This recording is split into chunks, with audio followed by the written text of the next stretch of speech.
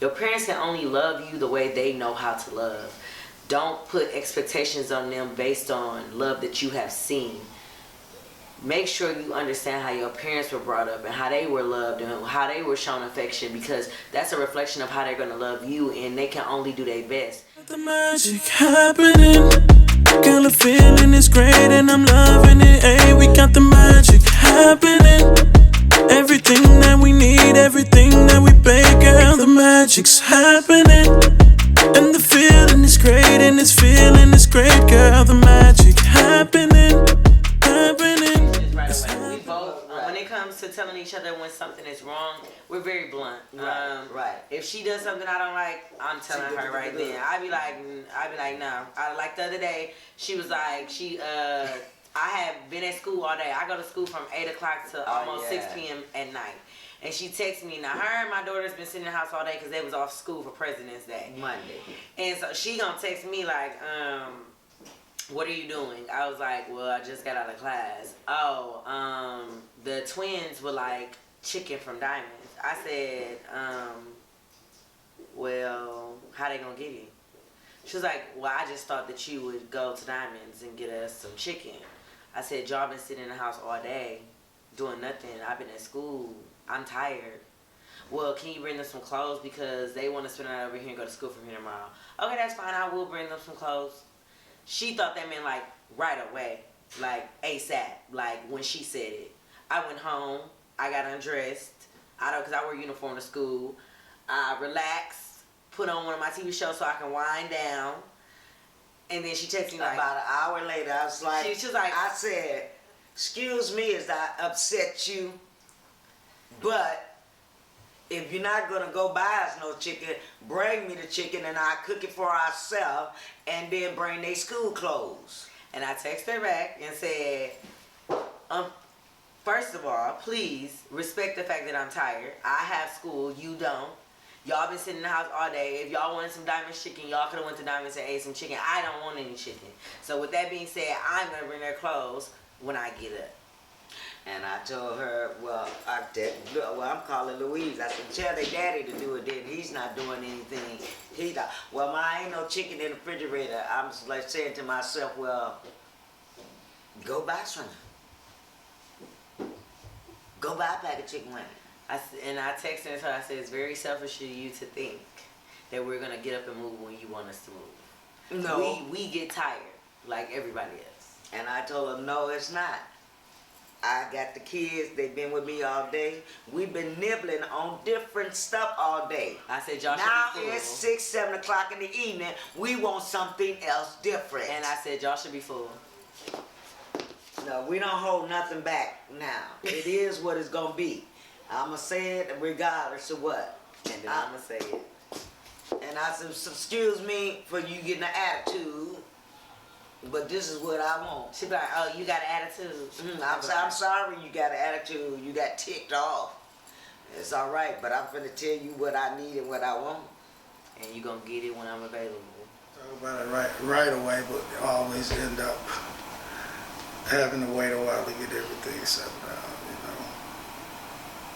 We always work it out though. Yeah, we communicate. Like, cause if we in a disagreement, we just gonna be going back and forth. I won't stop, he won't stop. But we not really getting through to each other, and then one of us just gotta go away. And then it take a while sometimes. Not when I say a while, like a day or two. Then we just kind of revisit it maybe. If it's worth bringing back up, I feel like when we both calm, somebody will say something, and then we just move forward. Well, before we left, I told her if this is therapy, we need to have a couple drinks before we come back. Because we're fine when we're not drinking. Yeah, we turned up. That's right. Yeah. Sometimes I sit back and let it fester. But a lot of other times I go right to Jazz. I don't like this shit. Like Jazz wanted to go be a flight attendant, and you don't leave your child for nothing. It's not that damn serious, and that was eating me alive. Some of it, for a minute, I let it fester, but then at points I would say something, but then I think I also blew up too, didn't I? So, but, you know, I don't want her leaving her child considering the situation she comes from. And my grandsons love their mothers. Like, Josiah loves Jasmine, and it would break his heart for her to leave him behind to go do anything. And true, you can show him the world, but your love and time with him is more important. You can do that on your free time. You have to make sacrifices with children. And yeah, I think I blew up. But for the most part, when she pisses me off or something, I tell her right then and there, like, you know, I don't want to hear that shit. That shit's stupid. You just told me something recently about the dude want to invest in you. Fuck that, invest in your damn self. Shit. She'll know when she irritates me. Like, I was just like, girl, okay, bye. Yeah. And then I just get off the phone. She just hang but up. I'm not gonna harp her or let the shit harp her. We get back. All right, we going for drinks, like shit. Yeah, it be over with real quick. With, like, but she can't really. She'll make me mad if it's something about the kid. Like, no, you should. Don't tell me what I should do. Don't tell me. You can give your opinion, and I can take it or leave it. That's all up to me. But it depends on how she'll approach me with the situation about my son. But like, she let turn around me and do figure it that anyway. out. Okay, but I don't want you telling me what to do. But she didn't call me and ask me. Okay, but if I call and ask you, just say, well, I think you should do that. Don't give too much, because then you're going to make me mad about it. I don't care. Okay, and then I'll just be mad, and it'll be like, okay. It'll be over with. We'll be drinking. And that's that. Stupid. I feel like I kind of knew my mom before she was my mom, but I don't think I ever really we never really had I ask questions about their past when it comes up. Right. Like if somebody in her family does something and it's questionable or something, I be like, well, did he used to do that when he was younger? Did y'all do this when y'all was younger? Right. I ask those because then she'll answer them. But My dad, he did not like when people really brung up his past that much. Not that he was like a horrible person or nothing like that, but he made, you know, he just, like if people would tell us stories about old Chuck, he would be like, didn't nobody telling us ain't nothing. Like he would tell us some of the funny things, but Yeah, everybody else want to tell them all the bad things. Upcoming, you know. But I mean, I guess that's one of the things that does change when you get older. You could be, you know, more real about the conversations. I get that he, you know, he didn't want to see like wanted to be like a bad influence as far as like anything negative. Just focusing on the good things because he wanted to see more from his children. You know what I mean? Just going forward. Just how any parent would want to be. You want more for your kids than you had, or you know, teach them lessons that you didn't know when you were coming up. So Sometimes they like hearing the bad stuff. They give them an excuse to do, you know. well, we kind of past that now. It ain't no excuses no more. So the social part of her, the social life of her is what she shared with us often. Her guys that she was dating, the drug dealers that she dealt with, the situation she's encountered as a child with molestation, the stuff that she shared with us that will help us be careful in our life is what I know of her. As far as her goals and aspirations, I don't know what she wanted to be. I love art. I wanted to build houses when I was architecture. That's what she wanted to do, and she should, because she's so fucking dope, y'all. Or interior design, because we was always in Home Depot. That's so yeah. But as far, I do know when she lost her virginity, so I do know her. She does. Girl, I know you, girl. No, I don't think there's anything I didn't share with my children.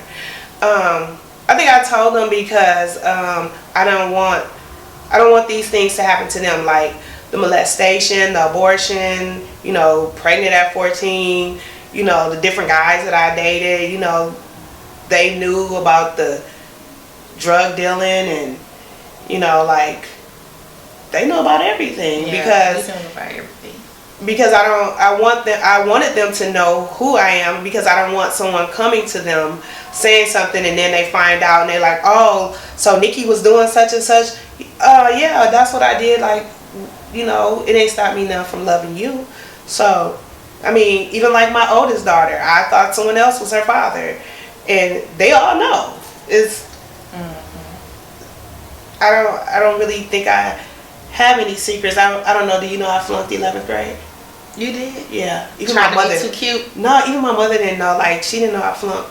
Because you signed her name on the shit. But I graduated on time. See, I went to night school, day school, everything to get out of school on time. But nobody like... And was pregnant? No. When I was pregnant, yeah, I flunked 11th grade when I was pregnant. I was pregnant with Dre, yeah. Like, my mother to this day does not know. Like, Jackie know now. She know now. You. Girl, to this day, like, I got the transcripts hidden. Y'all might find them when I'm dead. How many U's I had on my report card. And mad at me because I didn't flunk though. She didn't flunk, but I'm mad because I was trying to stop her from being like me.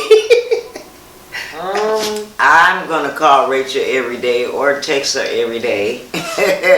Probably gonna be at my house 2 to 3 times a week, and not to even see her, but she gonna know my presence has been there. I'm spoiled, okay? What keeps me going with my mom is that I know I don't care how good your mom is. I don't think no mama is better than mine. When I ask for something, when I'm sick, anything I ask for, when I come home, no matter what she say before she leave, it's gonna get done.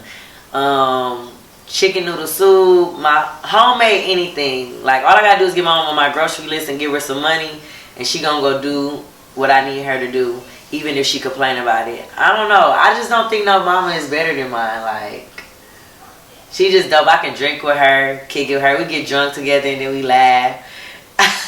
I'll try to get her out the house on Mondays, because Monday is my laid back day, so we can have our chicken wings and margaritas at Diamonds, or either Wednesday. And when I tell her, like, I'm going on a diet, I'm not eating this, I'm not eating that, she'll take it out her diet too. And she'll be like, my babies are not eating meat right now, so we can't eat that. We can't do that. This is what she be telling her friends. She be at the bar like, well, my daughter and son are not eating that right now, so we're not going to eat that. We're not eating pork this month. And I do take it out my diet till I get that really good thirst for it. I said, forget racing them. I'm a pork chop. I think our relationship keeps thriving because we are so honest and open with each other, and we have our conversations, and we have our laughs, and we don't have the type of relationship where I can't kick it with my mama. I enjoy kicking my mama and her friends because, listen, old people buy drinks, okay? And I be in the old bars, lit tea, okay? And they be like, oh, you Denise Turner? Yeah, girl, I'm Denise Turner. They be like, you so pretty. I be like, thank you. They be like, I'm gonna buy you a shot. Silly. They be like, I'm gonna buy you a shot. I be like, okay, old man, don't get too attached now. My husband coming, okay? First of all, it was, like I said, I lost my dad when I was 7 years old, so I didn't have much of a father example. I had uncles and, who I looked up to, and they taught me a lot, but I had to feel my way through it, and kind of like coming up with my own siblings, because that's all I had, so I guess that's kind of how we built our relationship. But they do, I do have to remind them every now and then that I'm the pappy. He laid back. That's the biggest thing. Like, he laid back. I'm not like a girly girl, so I don't know. He goofy too, like, so. All right now. He is. Like, we crack jokes a lot. You know what I mean? Like, we just, like, we rib each other all the time, type thing. We enjoy like the same things. I think that's just one of the biggest things. Remember, you let me drive the golf cart? I almost killed this. I almost tipped this over there. But yeah, I just think it just happened naturally. Traveling, that is like our thing. Traveling, drinking, happy hour. I love her. That's what keeps us tight. I love her. She love this vibe. I love my daughters. I got the best daughters in the world. I guess my advice would be to be honest. Be truly, truly honest. Like, your kids should know who you are, because who you are is what shapes them. And I mean, the obvious things in life, like sex and men, and those things are going to happen regardless. So those things aren't bad things. It's not a bad thing to have sex. I honestly think it's a great thing, and I don't think that you should be hiding any of this. Like, your daughter, I feel, since I don't have a son, but I'm on both sides of the fence now that I got grandkids, but your daughter should be able to come home to her mom as a mother and her best friend. A mom, if you got several daughters, I'm able to have 3 best friends. I got 3 best friends, and I want my daughters to be best friends with each other. Because if, like, my youngest daughter would talk to Jasmine and not talk to me. So, I mean, and as they get older, parenting never ends. It never ever ends. You are always a parent. You're a parent first, friend second. You're a friend first, parent second. You can do it. You can do it. I mean, because I feel like when I do it all the time. Yeah, happy hour is friend time, and then if the drinks get to flowing, and then I say something, she's like, "Girl, if you don't get your shit together," like, okay, well, there's the mama side. I think I'm wild now that I be really wild. I be wild. So from the daughter point of view, I would say communicate. You may think it might be too much or too much to share, or it might hurt their feelings or I think just saying it and getting it out, you don't know how they gonna feel. You don't know what they gonna take away from it, especially as an adult. To communicate, she's always told me ever since I was grown, like, oh, well, if they talk to you like that, you can talk back to them. You're grown too. So I'm like, I keep that in the back of my mind when we're communicating. I am grown, and you have to hear my point of view. You have to hear how I feel. So communicating, no matter what, as the daughter or as her friend. Always be honest with yourself and your kids. For me, always be open-minded about what your parents sacrificed to get you to the point that you are. Definitely be humbled and be thankful for anything that they did for you, or any dreams that they put to the side to make you better. And know that, you know, it's every parent is not the same. So for what your parent may have sacrificed for you, it's a lot of parents that ain't thinking about sacrificing for their kids. So be thankful for that. And know that your parents can only love you the way they know how to love. Don't put expectations on them based on love that you have seen. Make sure you understand how your parents were brought up and how they were loved and how they were shown affection, because that's a reflection of how they're going to love you, and they can only do their best. At some point in life, you have to just realize that your parents did their best. They did their absolute best. Anytime they're still standing by your side and they're still encouraging you, everything before that, they did their best. They loved you the way they thought love was supposed to be.